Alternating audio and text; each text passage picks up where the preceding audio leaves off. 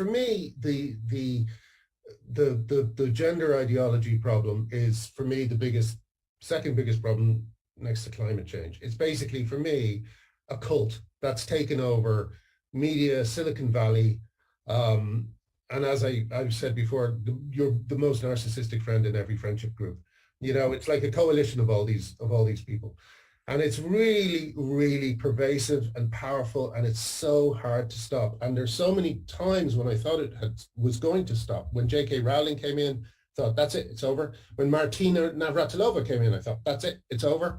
You know, I thought, oh, they'll never be able to cancel Martina Navratilova. She's a gay icon. They did. And that's because, you know, they hate lesbians. You know, lesbians are an absolute refutation to everything they believe, you know. And there were all these false dawns, and they just kept happening. But I don't know. I mean, you know, it's so exhausting.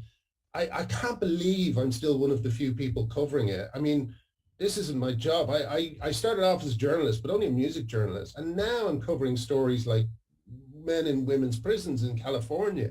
Why am I doing this? Why aren't journalists doing this? It's extraordinary. This gender ideology has led to so many different professions abdicating their responsibilities. You know, the BBC, for instance, they should be having a conversation about this, but they pretend it's all settled. It's not settled. Nowhere near settled. I'm encouraging people now to join the Free Speech Union, because it's gone from being you know, just one or two cancellations, you don't really notice them, to really a problem whereby some of the most toxic, cruel, you know, humorless people are now controlling what TV commissioners put on television.